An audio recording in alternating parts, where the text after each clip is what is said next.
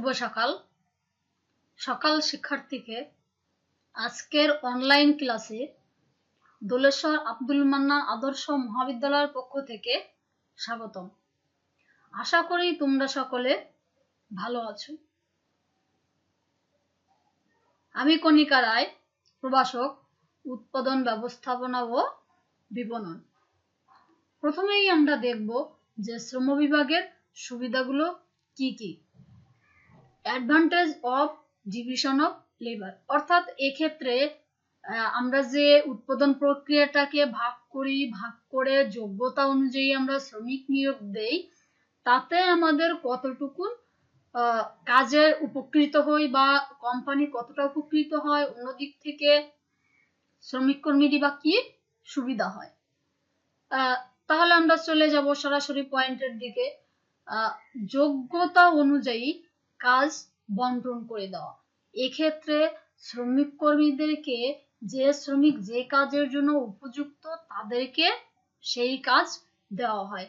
যেমন গার্মেন্টস ফ্যাক্টরির উদাহরণ যেহেতু আমরা দিয়েছি, সেক্ষেত্রে আমরা বলতে পারি যে শ্রমিক ফ্যাশন ডিজাইন নিয়ে পড়ালেখা করেছেন, যিনি ফ্যাশন ডিজাইন সম্পর্কে জানেন, তাকে দেওয়া হয় পোশাকের ডিজাইন করার জন্য।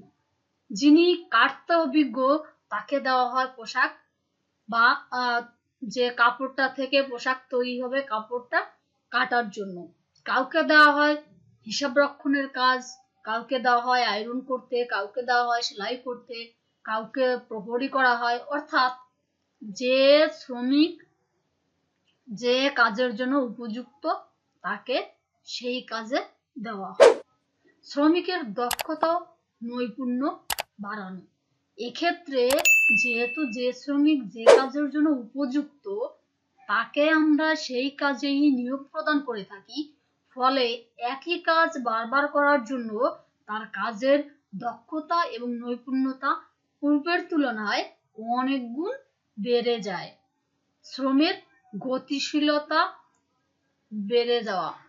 সেক্ষেত্রে শ্রমের যেহেতু একই কাজ বারবার করার জন্য শ্রমিকের দক্ষতা এবং নৈপুণ্যতা বৃদ্ধি পায়, তাই সে পূর্বের তুলনায় অনেক বেশি পণ্য উৎপাদন করতে পারে। অর্থাৎ সেক্ষেত্রে তার উৎপাদন বেড়ে যায় এবং এক্ষেত্রে কাজটি সে সচেতনতার সঙ্গে করে থাকে। কেন উৎপাদন বেড়ে যায় আমাদের একসঙ্গে হয়ে গেল। এবার আমরা চলে যাব সময়ের সদ্ব্যবহার। এক্ষেত্রে দেখা যাচ্ছে শ্রমিক যেহেতু দক্ষতা এবং নৈপুণ্যতার সাথে কাজ করছে, তার উৎপাদন বেড়ে যাচ্ছে এবং সে নির্দিষ্ট সময়ে পূর্বের তুলনায় অনেক বেশি কাজ করছে এবং সে সময়ের সদ্ব্যবহার করছে। কেননা সে দক্ষ বেশি, কাজের নৈপুণ্যতা তার বেশি, তার জন্য সে সময়ের অপচয় করছে না। শ্রমিকের মজুরি বেড়ে যাওয়া। এক্ষেত্রে শ্রমিকের আয় বেড়ে যাচ্ছে বা মজুরি বেড়ে যাচ্ছে, কেননা তাদেরকে মজুরি বা যে কাজের পারিশ্রমিক দেওয়া হচ্ছে তার উৎপাদন ইউনিট যেহেতু বেড়ে যাচ্ছে, উৎপাদন ইউনিট বেড়ে যাওয়ার জন্য তার টোটাল মজুরিটা বেড়ে যাচ্ছে। উত্তম প্রশিক্ষণ প্রদান। এক্ষেত্রে তাদেরকে কাজের জন্য প্রশিক্ষণ দেওয়া হয়। তারা কিভাবে কাজ করবে, কিভাবে কাজ করলে কাজটা নৈপুণ্যতার সঙ্গে করতে পারবে, ত্রুটিমুক্তভাবে করতে পারবে, কিংবা নির্দিষ্ট সময়ে তারা কিভাবে অতিরিক্ত পরিমাণ পণ্য উৎপাদন করতে পারবে দ্রুততার সঙ্গে, তার জন্য তাদেরকে অভিজ্ঞ লোক দ্বারা প্রশিক্ষণ দেওয়া হয়। প্রশিক্ষণটা কি? প্রশিক্ষণ হচ্ছে তার পেশাগত কাজকে হাতে কলমে শিক্ষা দেওয়া, সেটা হচ্ছে প্রশিক্ষণ। জাতীয় আয় বেড়ে যাওয়া। এক্ষেত্রে যেহেতু সে একই কাজ বারবার করছে, একই কাজ বারবার করার ফলে তার দক্ষতা, যোগ্যতা, নৈপুণ্যতা নির্দিষ্ট সময়ের পূর্বের তুলনায় অনেক বেড়ে যাচ্ছে। এতে করে সে সময়ের সদ্ব্যবহার করে পূর্বের তুলনায় বেশি পরিমাণ উৎপাদন করার ফলে তার আয় বেড়ে যাচ্ছে। একদিকে তার ব্যক্তিগত আয় বেড়ে যাচ্ছে, অন্যদিকে উৎপাদন বৃদ্ধির ফলে উৎপাদনকারী প্রতিষ্ঠানের আরো কর্মসংস্থানের সৃষ্টি হচ্ছে, বিক্রয় বেড়ে যাচ্ছে, তার মুনাফা বৃদ্ধি পাচ্ছে এবং উৎপাদন বাড়ার ফলে একক প্রতি মূল্য কমে যাচ্ছে। একক প্রতি মূল্য কমে যাওয়ার ফলে ভোক্তার ক্রয় ক্ষমতার মধ্যে তা চলে আসছে এবং কম দামে সে পণ্যটা ভোগ করতে পারছে, তার ব্যয় কম হচ্ছে। এইভাবে কি করছে এই শ্রম বিভাগটা আমাদের সামগ্রিকভাবে সকল পর্যায়ের আয় বৃদ্ধি করছে, ব্যয় হ্রাস করছে এবং এভাবে জাতীয় আয়ে সাহায্য করছে। এবার আমরা চলে যাব পরবর্তী প্রশ্নে। আমরা পরবর্তীতে আলোচনা করব শ্রম বিভাগের ফলে অসুবিধা, অর্থাৎ আমরা যে একটা বৃহদায়তকার প্রতিষ্ঠানের শ্রম বিভাগ করে থাকি, এই শ্রম বিভাগের ফলে একটা প্রতিষ্ঠানের শুধু যে উপকৃত হয় তা নয়, কখনো কখনো প্রতিষ্ঠান কিংবা শ্রমিক কর্মী যারা আছে তাদের কিছু অসুবিধাও হয়। সেক্ষেত্রে আমরা দেখব কি কি অসুবিধার সম্মুখীন হতে হয়, অর্থাৎ disadvantage of division of labour. এক্ষেত্রে শ্রম বিভাগের অসুবিধাগুলো কি? সেক্ষেত্রে আমরা প্রথমেই দেখব কাজের একঘেয়েমিতা। এক্ষেত্রে আমরা কাজের একঘেয়েমিতা অর্থাৎ একই কাজ শ্রমিক বারবার করছে, সে যে কাজে যোগ্য সে কাজে তাকে নিয়োগ দেওয়া হচ্ছে, ফলে একই কাজ তাকে বারবার করতে হচ্ছে। এভাবে দেখা যাচ্ছে যে তার এই যে কাজটা আছে কাজটার প্রতি তার অনীহার সৃষ্টি হচ্ছে, তার কোনো আনন্দ আসছে না, আগ্রহ আসছে না।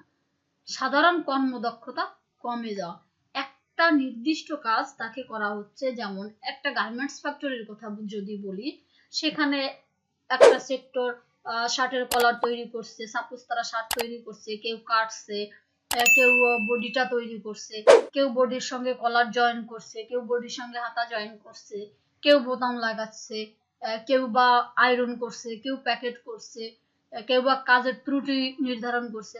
অর্থাৎ একজন ব্যক্তি পুরো শার্টটা তৈরি করছেন না। এতে করে কি হচ্ছে, এতে করে সে তার কর্মদক্ষতা সামগ্রিকভাবে কমে যাচ্ছে। আপাতত দৃষ্টিতে সে যে কাজ করছে তাতে সে দক্ষ হয়ে উঠছে, কিন্তু বাস্তবে তার কর্মদক্ষতা কমে যাচ্ছে। সৃজনশীলতা কমে যাওয়া, অর্থাৎ সে নতুন কিছু আবিষ্কার থেকে নিজেকে বঞ্চিত করছে। এক্ষেত্রে সে পুরো শার্টটা তৈরি করতে পারছে না, অর্থাৎ বা নতুন কোনো কিছু যে তার ভিতরে আসতে পারে চিন্তা ভাবনা, যেমন আমাদের আশেপাশের যারা টেইলার আছে তারা বিভিন্ন ডিজাইন করে করে শার্ট তৈরি করছে, থ্রি পিস তৈরি করছেন। সেক্ষেত্রে শ্রম বিভাগের ফলে যেহেতু তার সম্পূর্ণ কাজটা করার সুযোগ নেই, তাই সে নতুন কিছু সৃষ্টি থেকে বঞ্চিত হচ্ছে বা সৃজনশীলতা তার কমে যাচ্ছে। কর্মহীনতার সম্ভাবনা বা আমরা বলতে পারি বেকারত্ব বেড়ে যাওয়া। এক্ষেত্রে যেহেতু শ্রম বিভাগে একজন শ্রমিক কেবল একটা নির্দিষ্ট কাজ করে থাকে, ফলে সে ওই নির্দিষ্ট কাজের উপর দক্ষতা অর্জন করে। এক্ষেত্রে যেহেতু সে সম্পূর্ণ কাজটা করতে পারছে না, কোনো কারণে যদি তার চাকরিটা চলে যায় বা কাজটা চলে যায়, তখন তাকে কর্মহীনতায় ভুগতে হয় বা বেকারত্বে ভুগতে হয়, কেননা সে সম্পূর্ণ কাজটা করতে পারছে না। নির্ভরশীলতা বেড়ে যাওয়া, এক্ষেত্রে দেখা যাচ্ছে শ্রম বিভাগের ফলে শিল্প প্রতিষ্ঠানের যে শ্রমিকরা আছে তারা একে অপরের উপর নির্ভরশীল, কেননা তারা বিশেষজ্ঞ বা দক্ষ শ্রমিকে রূপান্তরিত হতে পারছে না, একটা সম্পূর্ণ কাজ তারা করতে পারছে না বা তাদের সুযোগ দেওয়া হচ্ছে না। এক্ষেত্রে তারা অন্যের উপর নির্ভরশীল হয়ে পড়েছে।